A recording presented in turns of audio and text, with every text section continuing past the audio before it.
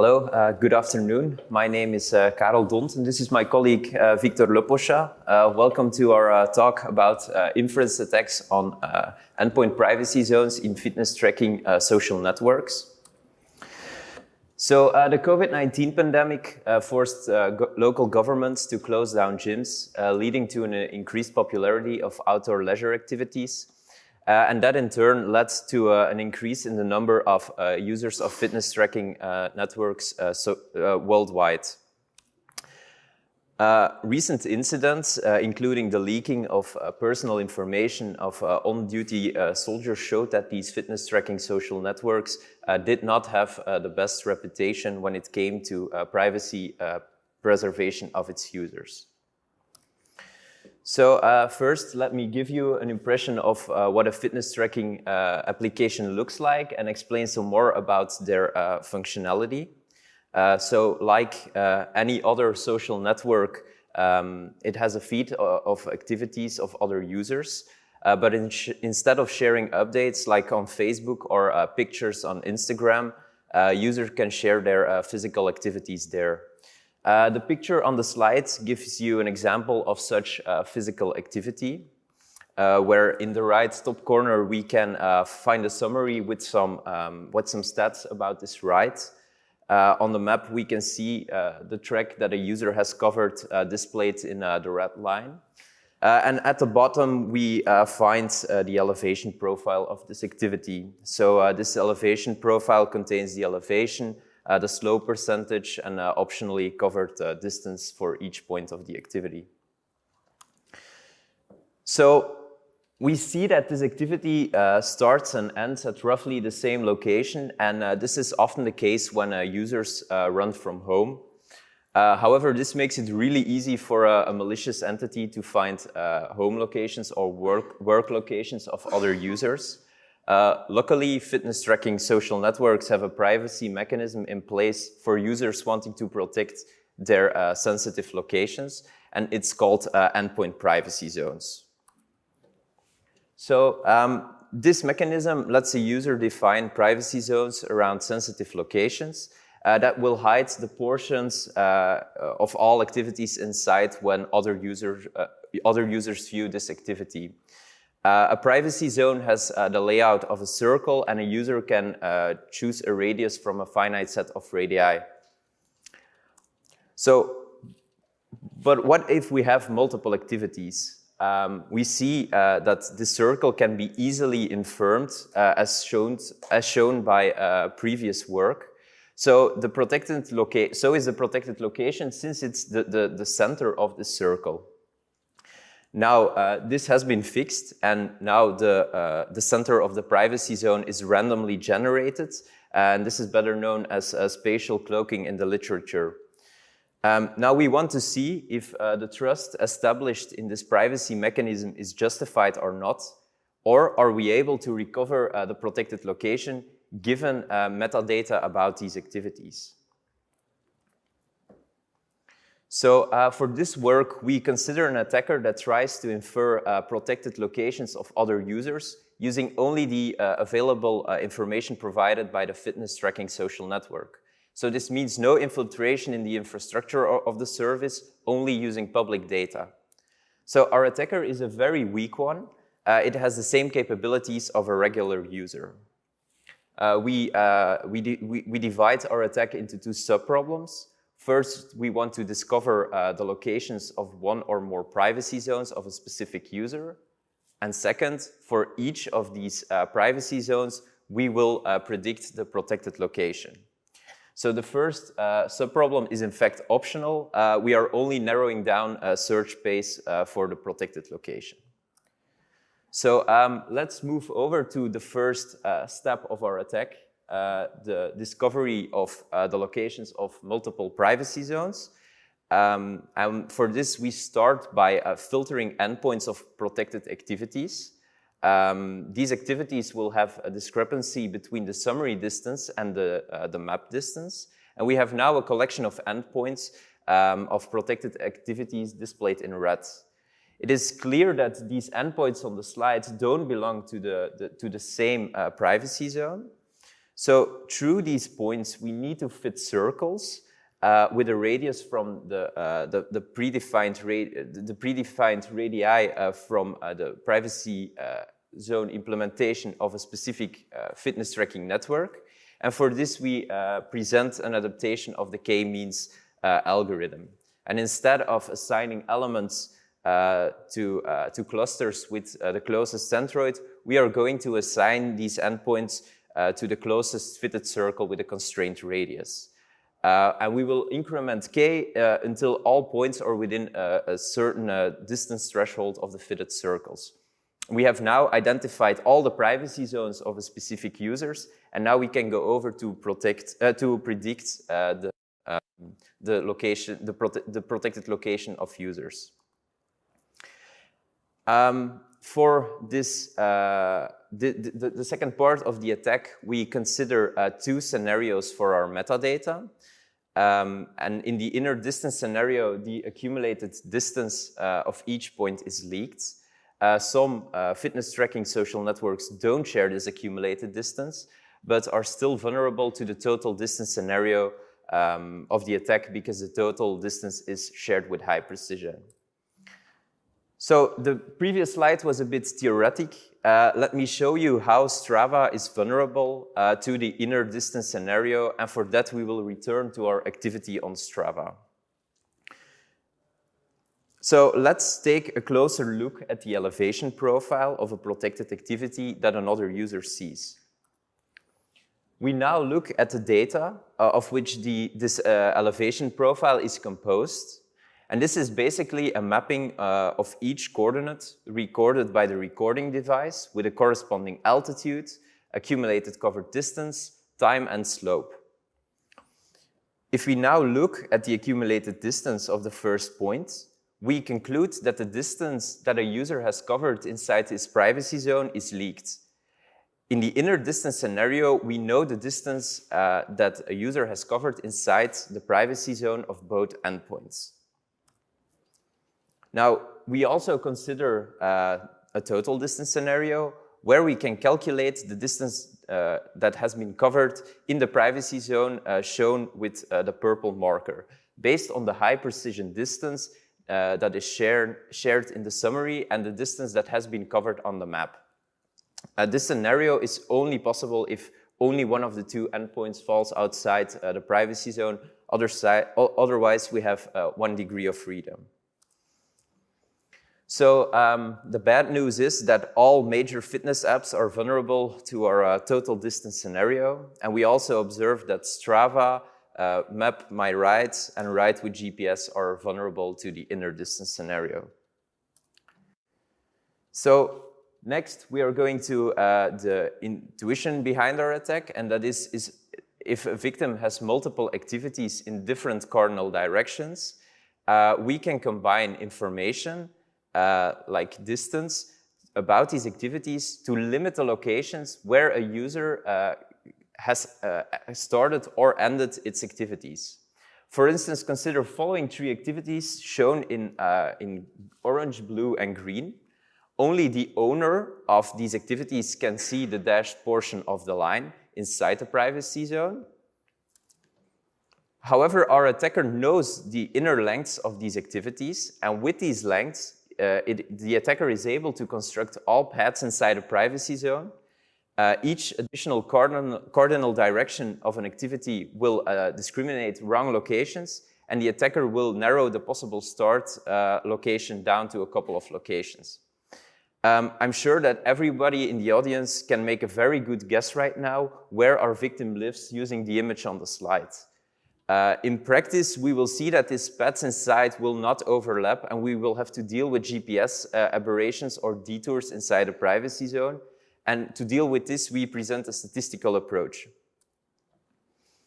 So we start by downloading the roadmap from OpenStreetMap from the location of the center of our privacy zone. We then interpolate longer edges, so we have more nodes on the graph, and this procedure is better known as chaining. So the interpolated red nodes you can see on the right-hand side of the slide are the possible protected locations, since we reasonably assume that a protected location, like a house, is always located alongside the road. The next step is to identify our so-called entry gates of our privacy zone. Due to low GPS sampling rate and GPS aberrations, it's almost impossible to recover the actual intersection point of an activity with the privacy zone. And for that, we define entry gates as groups of activities that have the same theoretical intersection point with the privacy zone. With these entry gates, we are going to discard outliers for each entry gate, as we assumed that a victim takes the shortest path inside a privacy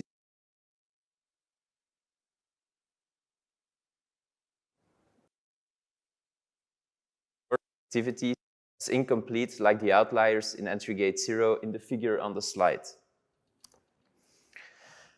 For each of the nodes inside the privacy zone are candidate protected locations, the ones shown in red previously.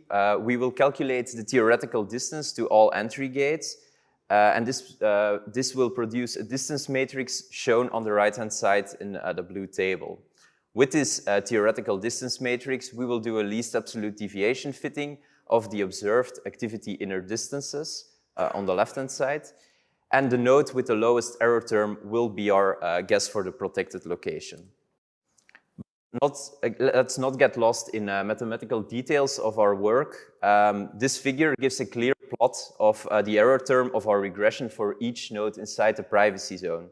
A redder shade means a lower error term and therefore a higher probability of being the protected location, with a gray marker displaying our best guess for the protected location.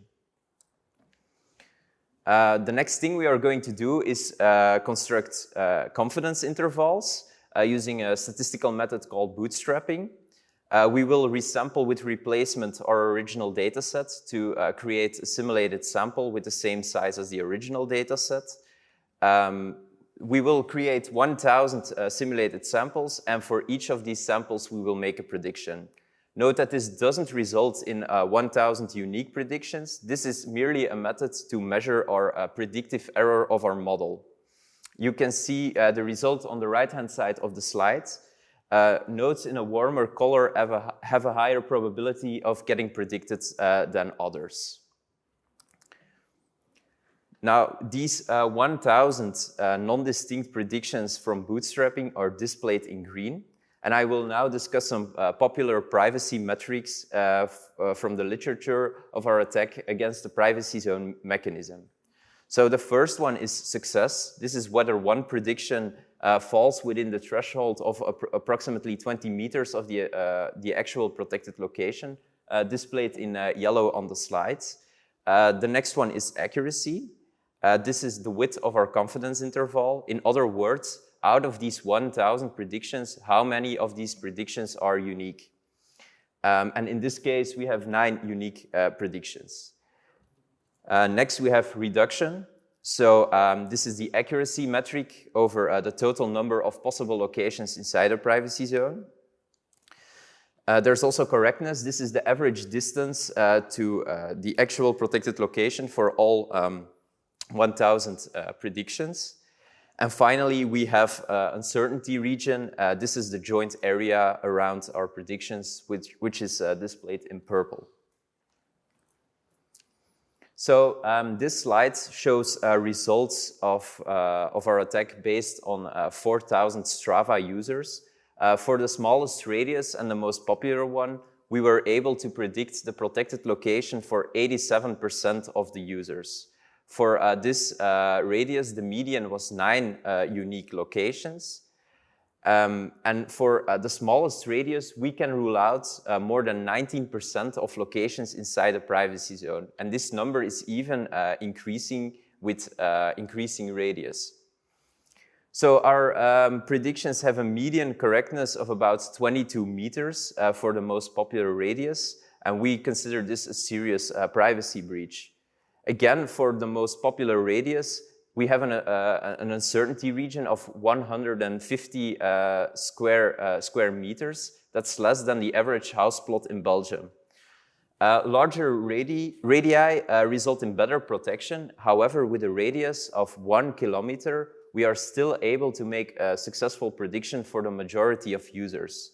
Now that I think it's fair to say that we broke privacy zones, I will now give the floor to my colleague Victor, who will explain how to fix them and what lessons can be learned from this attack.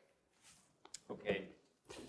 Thank you, Karel, for that introduction. Indeed, Karel has just shown how our attack works and how well it works. Indeed, up to 85% of privacy zones can be de-anonymized, but we don't want this presentation to be all doom and gloom. So in this second part, I'll highlight some recommendations that we would give, specifically for these fitness tracking social networks to better preserve the privacy of their users, but also more broadly for any kind of developer of any kind of app or similar service which treats user data, just to make sure that the privacy of those users stays well protected. Now, our first recommendation is data minimization. Simply put, what you don't have, you can't leak. So while you are designing your app and your data collection, try to think of what you really need for your app to function well. This can be not collecting certain data or collecting it with less precision or not collecting it as often, because of course the more data you have, the more data you are able to actually leak to attackers, which might lead to the kind of privacy breaches that we also did in our attack. One way in which this can be achieved, maybe specifically for these fitness tracking social networks, would be generalization, which basically means reducing the precision of the data that is collected and or stored and or yielded back to the user. Think of an activity that's 9.53 kilometers, maybe just reducing that down to 9.5 kilometers will not affect the usability of the app a lot, but as we see on the chart on the right, actually for our attack and for the algorithm that powers our attack, it actually does mean that any kind of reduction in precision will have a significant impact, will significantly reduce the performance of our attack. Because we really need this precision for the regression to actually result in one specific prediction of a protected location. Now, ideally, this also happens on the device, so as early as possible. So on the device, reduce the precision before you upload it to the service, then you ensure that you will never be able to leak this data. One other way in which this could be achieved, which might seem quite simple at first glance, is to just truncate the activity. So you have this zone, you have this circle. Why don't you not just cut off the parts that are within the zone? Then of course nothing can be leaked. This is a possibility, but here we run into this kind of trade-off with the functionality and the usability of the app.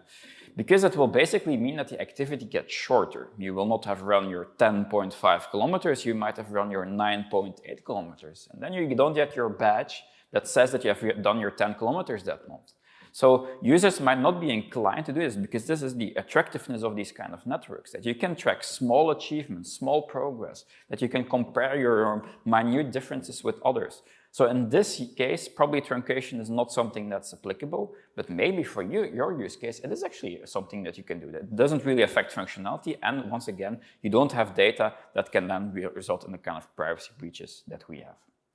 So what we would want to give as a takeaway here is to reflect on data minimization at design time. Of course, some people might not like to hear the fact that, okay, you collect less data, and because that, of course, kind of also powers their app. But maybe one way to also think about this is that you won't only protect your users, of course, and protect their privacy and prevent bad actors from stealing data, but you also kind of protect your own commodity, because indeed data is so important right now that any additional data that you leak to the outside will also leak to third parties, maybe competitors, who can then use this against you to compete against your product. Once you have decided what data you really need and you have implemented your data collection and so on, the next thing to consider is really preventing any leaks of data. In the case of these fitness tracking social networks, this would help to avoid this inner distance scenario that we discussed. So with the example that Karel also gave about the Strava activity, we saw that within the data we have the precise distance for the part before you exit the privacy zone at the start, and separately the distance for the part after you re-enter the privacy zone at the very end. But this enables us to distinguish these two parts of the activity, and therefore this enables this inner distance scenario, which makes our attack much more performant. As you see on the top right, the correctness of our attack thus is much better, it's much lower, once you have this inner distance scenario.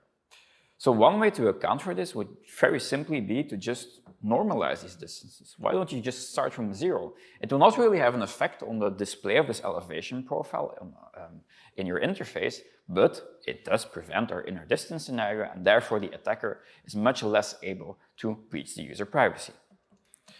Now, more broadly, you want to think of fixing any kind of leaks in your API.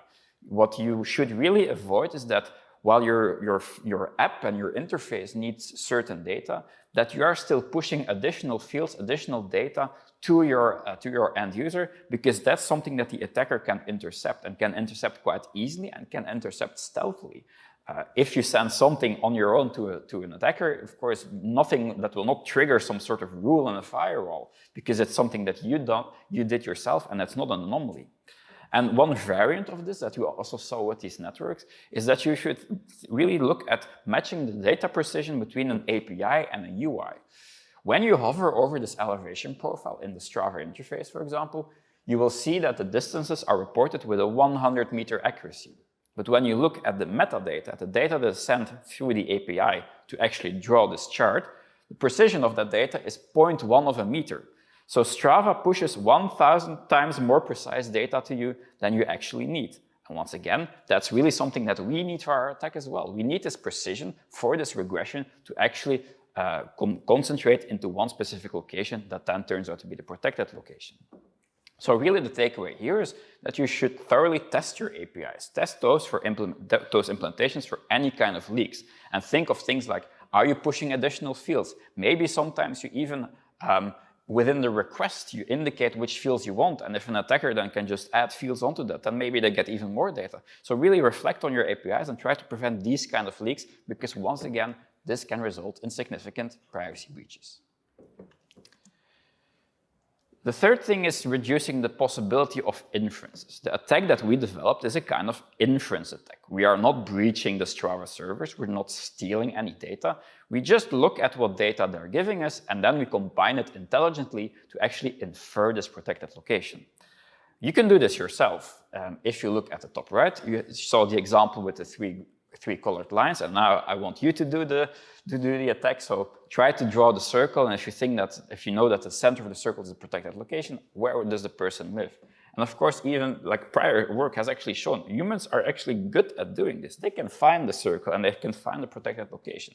So even this is maybe a very basic inference. Of course, once you go towards the attacks that we developed, it's a bit more evolved. You need this kind of statistical approach, but still it is possible because of the data that you give. So what can you do to try to prevent this? Think of any kind of, once again, leaks, but also metadata leaks that may enable these kind of inferences. You're not pushing the location, but you're pushing a distance and a street grid. So that can result in the location. And in general, you should try to model these kind of inferences and mitigate them, of course, also during your design phase. Unfortunately, this is easier said than done. It might require some out-of-the-box thinking. You will not see this kind of attack at first glance. But try to think of, can an attacker access multiple endpoints? Maybe they're not even in the same interface. You need to access the distance in one interface element, and you access like this street grid or this profile in another. But once you have an attacker who can look at this different data and combine them, then maybe that enables the privacy breaches that we also found. So while we recognize that maybe it's not always very easy, you should still try to really reflect on these kind of inferences while you are designing these kind of algorithms. And of course, in this case, these are quite important elements of your application, these kind of privacy features. So here it really pays off to really think twice about these inferences. Now, in the white paper that you also find online, we also look at a number of other things that maybe people think might be solutions. What we often see with this kind of privacy-sensitive data is that people will try to apply noise. Just change the distance a little bit, change this track maybe a little bit, and then everything will work out fine. And while maybe for one activity, this could actually prevent this kind of privacy breach, what you should know is that these kind of random distributions of noise will tend to average out. And given that somebody will probably go on a run more than once. Over time and over all the activities that somebody will do, this will still like concentrate back into this protected location. So as you see again on the top right, if you remember the privacy metrics slide, we see now that there are a bit more points, so the attacker is a bit less certain about their prediction because of this noise. There are more possibilities, but in the end, across all the activities, still we go back to this one location, which turns out to be the sensitive location. So noise is not always the solution to solving your problems. You could also think of shifting distances. So instead of like normalizing, which might affect your functionality a bit too much, maybe you just take a part from the beginning and put it at the end. But here, once again, it might affect this inner distance scenario, but there's still this total distance scenario. So this other kind of attack, which is still possible despite this application of this shifting. You might also think that regenerating these privacy zones might actually help. Maybe if you like try to like kind of dissuade the attacker by constantly moving this privacy zone around, then maybe this kind of attack might not be possible, but actually it's counterintuitive. Because given that you will shift this privacy zone, you will give like more entry gates, you will give more endpoints on the map with these kind of different distances. So actually the data becomes much more diverse, and actually predicting this location will become even more accurate. And finally, what also can help to make this regression part more accurate is smoothing tracks. If you remove any kinds of errors, and if the tracks nicely align with the street grid, then of course it's very easy for us to map along the street grid and find really the precise location that matches the distance that you report. So the takeaway here is it's more generic, but sometimes these apparent solutions might not work. So once again, think twice before you apply something, because actually you might do something that is counterintuitive and actually harms privacy even more. And finally, once you have these privacy-friendly options in your application, try to nudge your users to use them and support them in using them, because that will make your application more privacy-friendly, and that's still also a goal that you should strive to achieve. In the case of these fitness tracking social networks, one thing that these apps could do, and some already do, is enabling these zones by default. You give the more privacy-conscious option by default to the user, then they can decide if they feel that it harms their functionality too much, and they can disable it. But at least by default, users are better protected against these kind of breaches. This is more the nudging phase. One step further would be to really support users. For example, these networks could suggest which radius is most appropriate given your street density. Because we see with the chart on the bottom right that depending on how dense your street grid is, the attack will work better or worse. The more rural area, the more the rural area is in which you live, i.e. The less dense the area is, the better our attack works, because there are fewer paths that the runner could take to actually map or do a certain distance along the street grid. So in those areas, you need a bigger privacy zone to achieve the same level of privacy, the same level of resilience against our attack. So while you are maybe enabling this kind of privacy zone, you can say, like, where do you live? Okay, this is how dense your street grid is. This is the kind of radius that you should pick to actually protect your privacy. Now, one caveat here is that this does require effective solutions. And those solutions may not violate the perceptions that users have on their privacy. It's all fine and nice if you try to say, okay, we've enabled this feature for you and this will protect your privacy. But then, like with our privacy zones, if then actually that does not protect the user privacy, you are actually kind of maybe harming them again. Because they think, oh, my privacy is preserved, now I can take more risks. Now it's fine for me to just start at home and enter, because no one will ever find out where I live. And that might be dangerous. So once you are trying to nudge your users for these privacy options, first make sure that those options are actually effective. But that's also the takeaway, so have these options and provide them to your users. Now, we don't just want to stand here and say, you should do this, have fun trying to implement this. We actually wanted to show that this kind of application and this kind of recommendations can be applied in practice. So we developed this proof of concept service that kind of sanitizes any sports activities that you've done. And we apply a number of the recommendations that we just discussed And we have this application to showcase that these recommendations can work in practice and that you could apply them now to your own activities. So one thing that we already do here is do the recommendation of creating a privacy zone based on a street density. So you click on a map, you say where you want to create this privacy zone, and then in the background it has a list of all the street densities across the world, because we want our app to work fully client-side, i.e. most privacy-preserving application as possible. So you say where you live, it knows the street density, and then it will recommend the size of the privacy zone. It will also avoid this inner distance scenario by applying this kind of normalization, by making sure that those two separate distances are not available, and it will apply generalization, so just reducing the precision a little bit, which maintains the usability and functionality of the app, but still, as we saw, it will vastly reduce the performance of our attack. And then finally, this also integrates, so you can download activities from a service, and then once the activity has been sanitized, upload it back to the service, so you still can take the benefits of sharing it with your friends and family, but while better maintaining your own privacy. And the service is available at this link. As I said, it runs fully client-side, so we try to avoid having any user data on our own servers, because also that helps to preserve those users' privacy as well. Now, to close off, we didn't just do this attack for our own fun and to try to find out where all our friends and family members and other people we know live.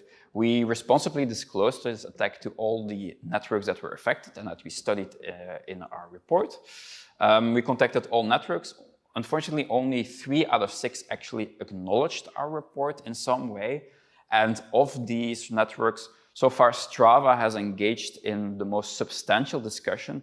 They haven't really applied very specifically the recommendations that we gave, but we have been talking to them quite a lot, and we do know that since then, since our reporting to them, they have enabled this kind of new privacy zone related feature by default for all users, which hides a portion of the track at the beginning and end of each activity, but based on distance, not really on these kind of zones.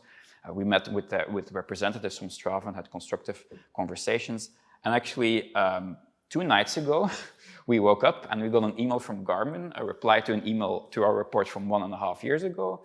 But they also reported to us that since then, since our findings and since our analysis, they have now increased the minimum radius of these privacy zones, and they added a new type of privacy zone that is non-circular, which should kind of better protect against our attack, even though basically this discovery phase is only for reducing the search space and not strictly for non-circular privacy zones will not strictly prevent against our attack.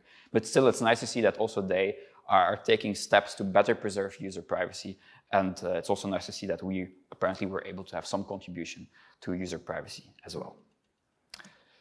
So with that, we've come to the end of this presentation. We'll keep the conclusion sweet and short. We developed a novel attack, a novel inference attack on privacy zones. So we didn't hack into any of these services.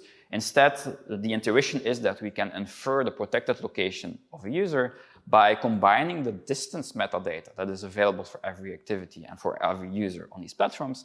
And we combine this intelligently with a street grid to actually, through regression, determine the sensitive locations like homes and workplaces of the users of these kind of networks.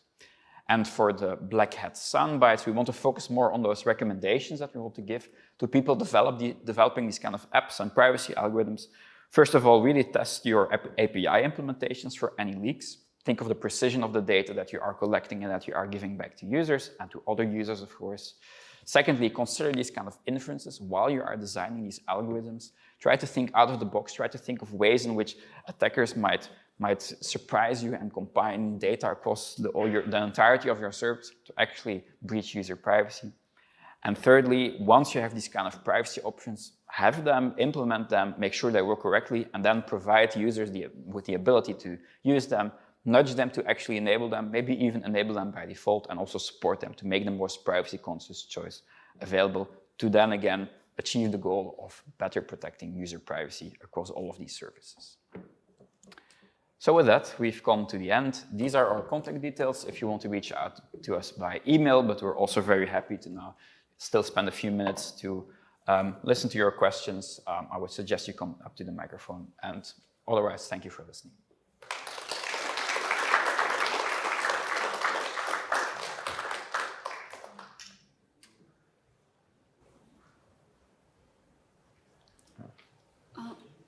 So what would be, I mean, we've heard before, like, I think somebody were able to identify a location of the American base, you know, through the fitness trackers. But have you thought about a little bit more scenarios? Like, why would anybody do something like this?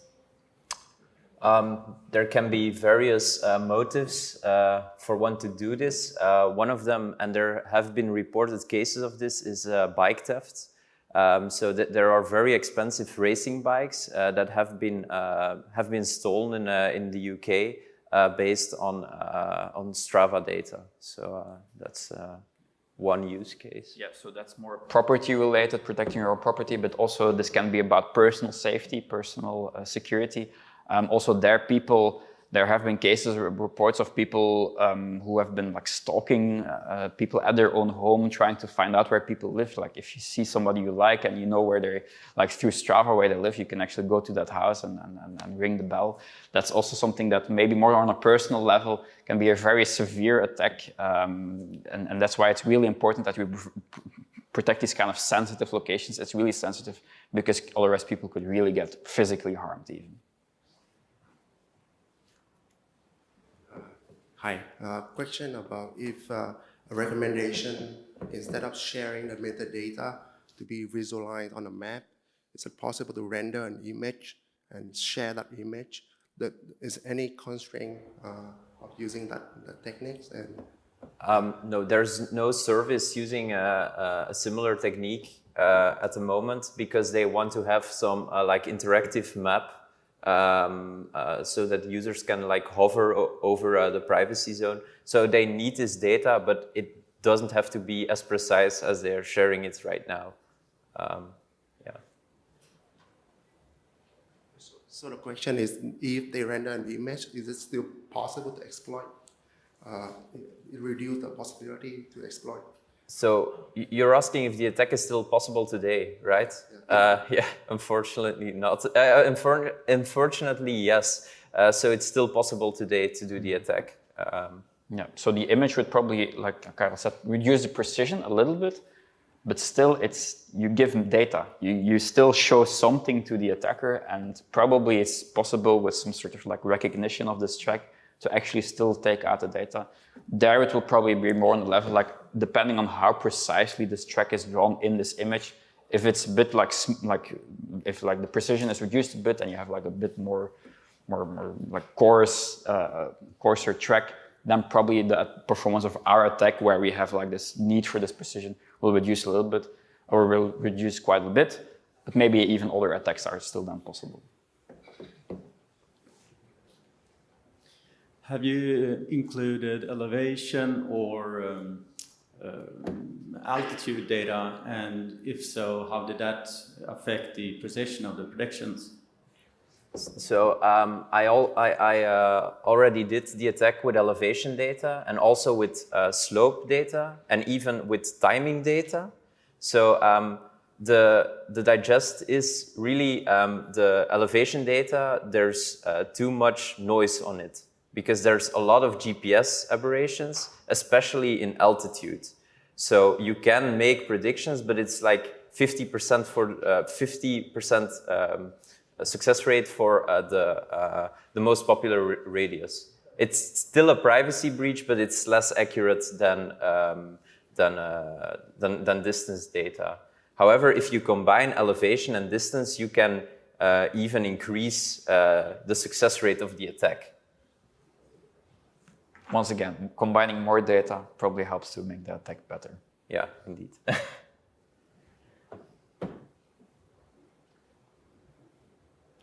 All right, if there are no more questions, then once again, thank you and have fun for the rest of the conference.